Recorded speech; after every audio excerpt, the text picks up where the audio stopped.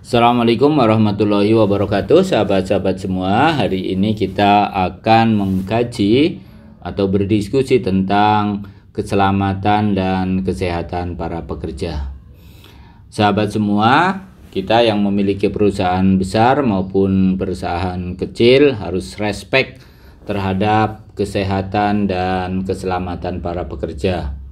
Hal ini penting untuk dilakukan karena akan sangat mempengaruhi tentang efektivitas dan kinerja, bahkan sampai efisiensi perusahaan.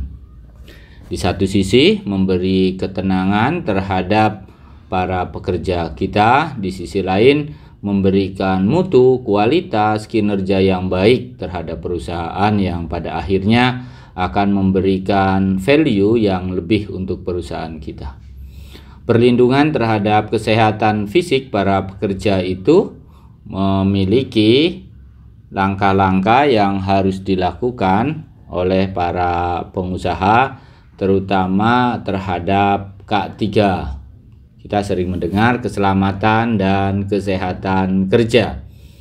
Hal ini tentu di satu sisi akan memberikan beban biaya tambahan bagi perusahaan. Namun di sisi lain perusahaan juga diuntungkan ketika para pekerja semuanya sehat, semuanya selamat. Karena efek dari tidak respeknya terhadap K3 akan memunculkan pemborosan, akan memunculkan inefisiensi. Tentu saja pada perusahaan kecil tidak begitu terasa akibat dari tidak terlalu respeknya terhadap K3. Nah, tapi bagi perusahaan besar tentunya akan memunculkan beragam kecelakaan kerja akibat tidak dipatuhinya keselamatan dan kesehatan kerja. Ingat, semakin besar perusahaan kita, maka ragam kecelakaan juga semakin banyak. Nah, ini yang perlu difahami oleh kita semua, bahwa semakin maju perusahaan kita, maka ragam kecelakaan pun semakin berkembang. Kesehatan kerja diatur dalam Undang-Undang Kesehatan Nomor 23 Tahun 92. Begitu juga keselamatan kerja diatur dalam Undang-Undang Nomor 1 Tahun 1970. Pertanyaannya, kenapa kesehatan dan keselamatan kerja harus diperhatikan? Adalah karena kecelakaan, penyakit itu hadirnya secara tiba-tiba tanpa bisa diprediksi. Begitu juga kesehatan. Harapan kita selalu sehat, namun realitasnya kesehatan itu akan berubah dalam setiap saat. Agar manajemen perusahaan tidak terganggu, maka sesungguhnya wajib semua perusahaan itu konsisten untuk mengkaji dan menerapkan kesehatan dan keselamatan kerja. Sahabat-sahabat semua, banyak perusahaan kemudian yang tidak memperhatikan hal ini disebabkan karena beberapa faktor. Yang pertama, penyebabnya adalah mereka, itu para pemilik perusahaan atau manajemen perusahaan, tidak memprioritaskan K3 itu. Mereka lalai atau abai terhadap keselamatan dan kesehatan, padahal kemudian jika terjadi kecelakaan, jika terjadi orang atau pegawai kita tidak sehat, akan kelabakan kemudian. Ini yang menjadi persoalan buat kita. Nah, agar tidak terjadi seperti itu, maka sebaiknya memprioritaskan, karena banyak dari kita yang abai terhadap kesehatan dan keselamatan kerja. Itu yang pertama, banyak yang abai, banyak yang tidak memprioritaskan. Yang kedua, yang banyak menjadi alasan adalah keterbatasan modal. Kenapa tidak diperhatikan? Kenapa mereka tidak diasuransikan? Karena memang modalnya terbatas. Sehingga penerapan K3-nya pun tidak maksimal. Ini banyak ditemukan di perusahaan terutama di Indonesia. Kita banyak melihat pengabaian terhadap K3 karena terbatasnya modal. Padahal jika terjadi kecelakaan biasanya kita baru merasakan bahwa ternyata biayanya besar. Namun kadang-kadang perusahaan juga begitu, ketika tidak ada kecelakaan dalam 1 tahun dengan batas waktu yang ditentukan itu bulanan atau tahunan, kita rugi karena kita tidak ada kecelakaan. Ini keterbatasan modal itu kemudian menjadi alasan perusahaan tidak intent terhadap K3. Kemudian perusahaan juga tidak paham terhadap aturan-aturan yang ada. Ini persoalan yang ketiga. Jadi tidak ada pengetahuan. Jadi pemerintah sebenarnya harus lebih mensosialisasikan lagi tentang pengetahuan tentang K3 ini.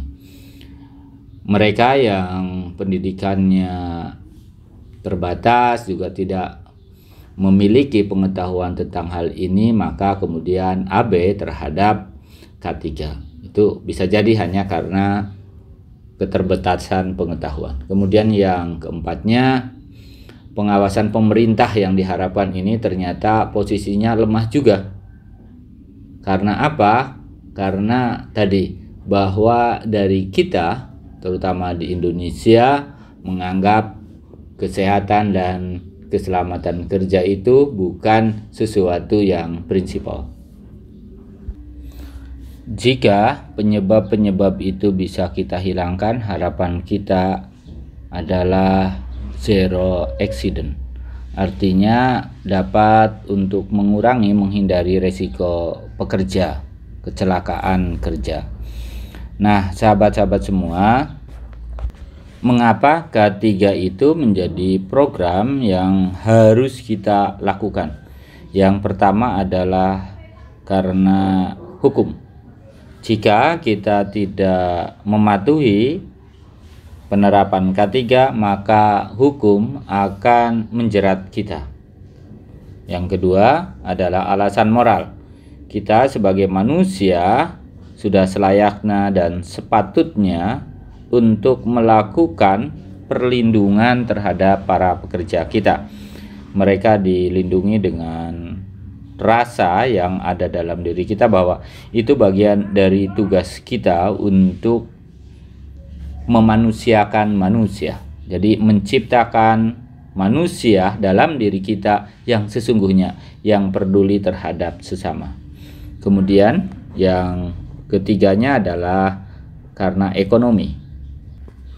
Teori baru yang kita pahami kali ini adalah bahwa semakin tingginya kecelakaan kerja atau rendahnya kesehatan masyarakat pekerja kita di lingkungan kita, maka akan semakin rendah produktivitas.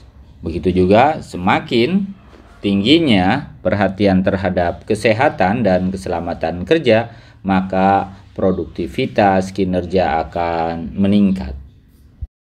Dalam wilayah teknis, Kemenaker nomor 186/1999 tentang unit penanggulangan kebakaran di tempat kerja yang harus diperhatikan oleh kita sebagai manajer atau sebagai pemilik perusahaan. Pertama adalah pengendalian setiap bentuk energi, kemudian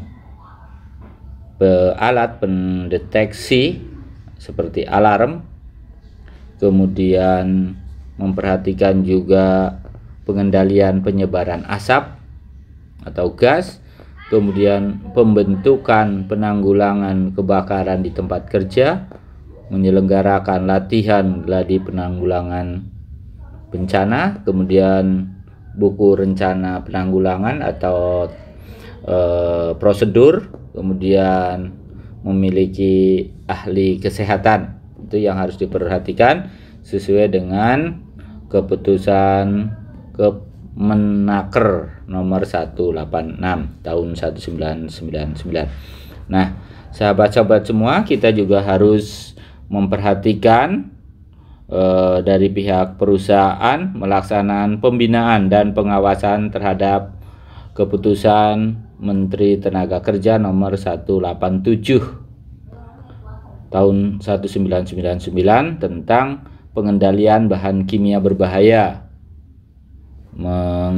meliputi di dalamnya penyediaan lembar data keselamatan bahan, kemudian ahli atau petugas keselamatan dan kesehatan, kemudian menyampaikan daftar nama dan sifat kimia jika itu berbentuk kimia, kemudian membuat dokumen pengendalian instalasi potensi bahaya besar dan menengah.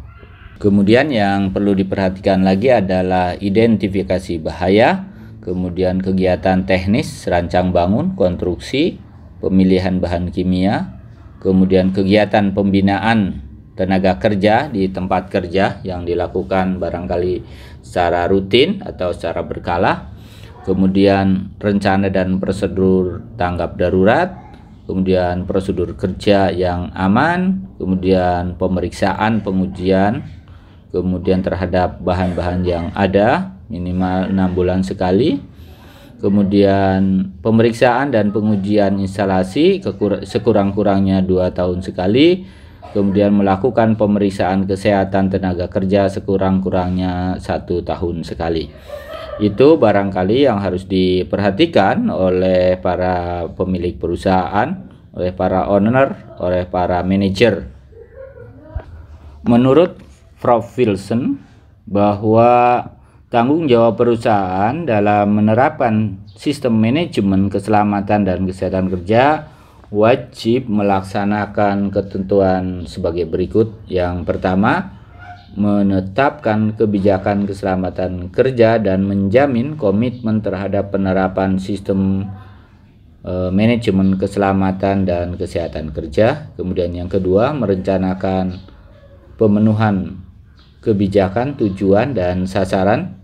Kemudian menerapkan kebijakan keselamatan dan kesehatan kerja secara efektif dengan mengembangkan kemampuan dan mekanisme pendukung yang diperlukan. Yang ketiga, mengukur, memantau, dan mengevaluasi kinerja kesehatan dan keselamatan kerja. Kemudian meninjau secara teratur dan meningkatkan pelaksanaan sistem manajemen keselamatan dan kesehatan kerja secara berkesinambungan. Menurut Prof. Wilson Bangun, bahwa penyebab timbulnya kecelakaan antara lain adalah kondisi yang tidak aman, kemudian yang kedua tindakan yang tidak aman. Kondisi yang tidak aman merupakan penyebab terjadinya kecelakaan kerja yang bersumber dari lingkungan pekerjaan. Faktor-faktor tersebut antara lain peralatan yang rusak, peralatan yang tidak diamankan dengan baik, penerangan yang tidak baik, tempat penyimpanan barang atau peralatan yang tidak aman, dan penempatan letak barang atau peralatan yang tidak aman di lingkungannya. Nah, ini faktor-faktor kemudian yang dapat membuat kondisi tidak aman. Jadi ketidakamanannya terjadi karena lingkungan, peralatan, kemudian kondisi yang ada di sekitar tersebut. Nah, ini yang harus diperhatikan, bahwa lingkungan itu mempengaruhi keamanan, keselamatan seseorang, kesehatan seseorang juga. Begitu juga tadi yang kedua, tindakan yang tidak aman.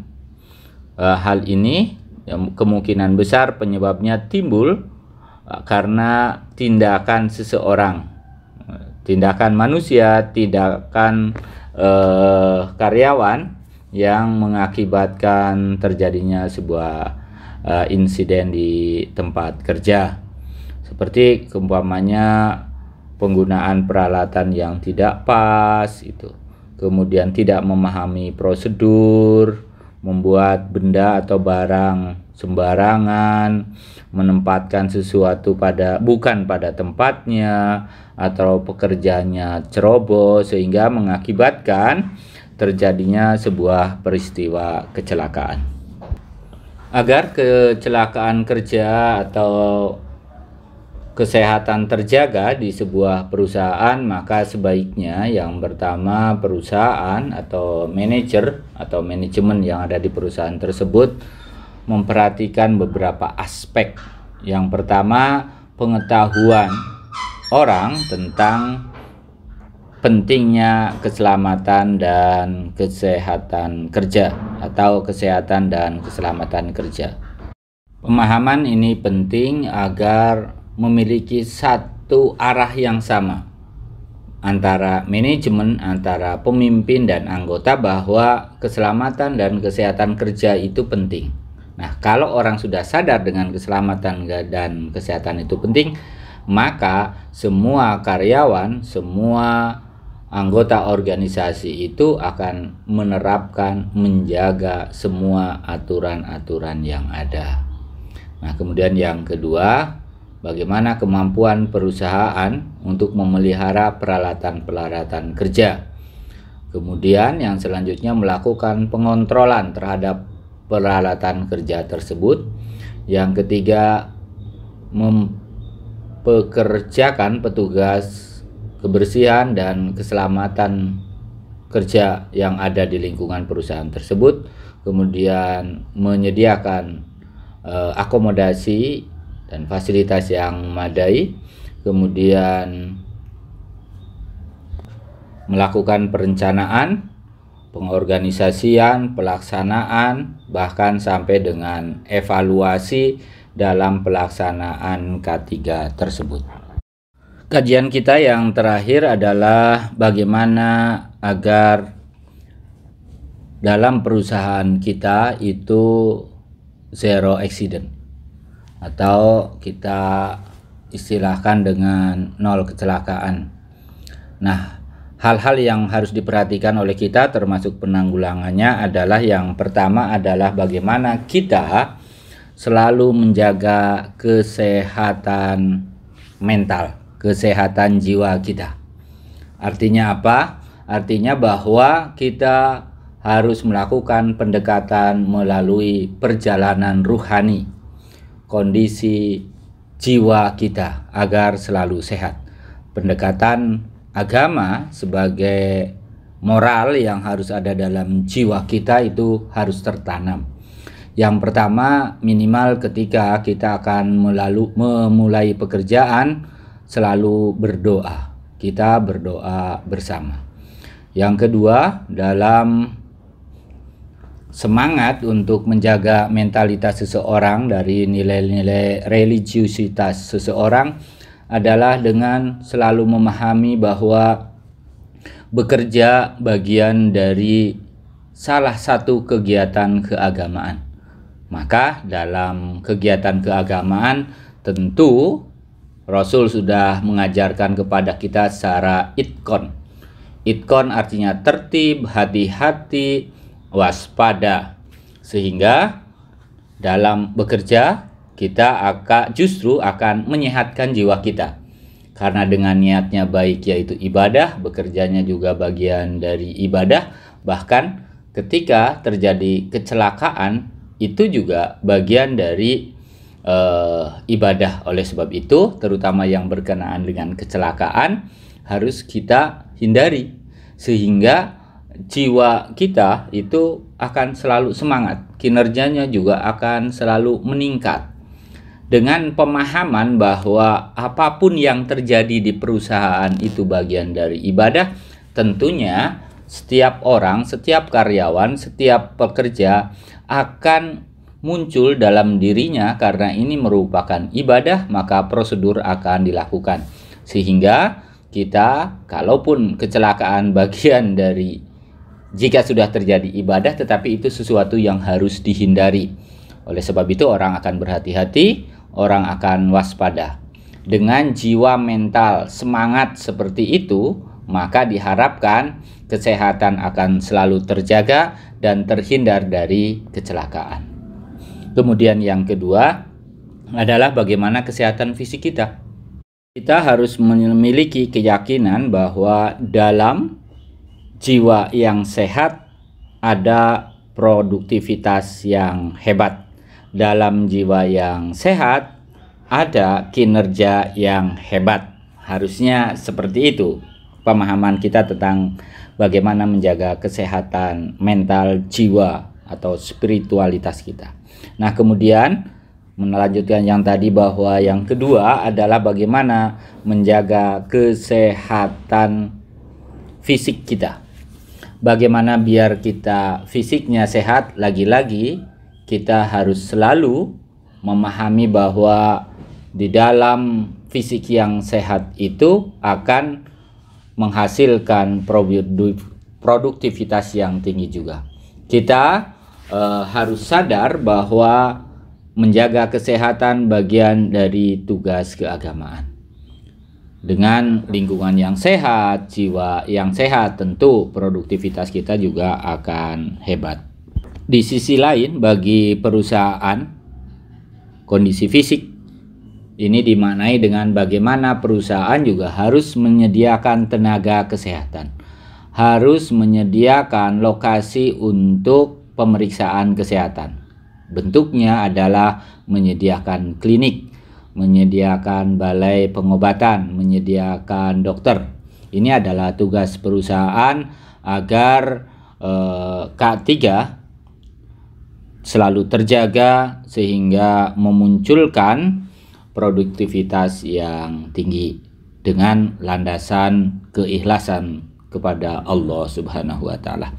Itu saya kira kajian kali ini masih banyak yang bisa kita diskusikan, apalagi kita merasakan bahwa kondisi pandemi hari ini merubah stigma, merubah teori tentang ekonomi, merubah teori tentang produktivitas, efektivitas kerja, karena semuanya terganggu dengan adanya pandemi ini. Harapan saya, aspek-aspek yang mempengaruhi baik internal perusahaan, eksternal perusahaan, kemudian jiwa, kesehatan mental, kesehatan fisik, itu dilanjutkan diskusinya semakin mendalam oleh para mahasiswa dengan kondisi yang terbaru, sehingga menemukan teori baru tentang bagaimana kita selalu menjaga aspek kesehatan dan keselamatan para pekerja. Semoga kita diberkahi oleh Allah Subhanahu wa taala, dan semoga kita selalu bahagia di dunia akhirat, selalu bahagia dimanapun kita berada. Itu yang bisa kita sampaikan hari ini untuk bahan diskusi. Terima kasih, kurang lebihnya mohon maaf. Nun wal qalami wa ma yasurun, wallahul muwaffiq ila aqwamit thoriq. Assalamualaikum warahmatullahi wabarakatuh. Wallahu a'lam bishawab.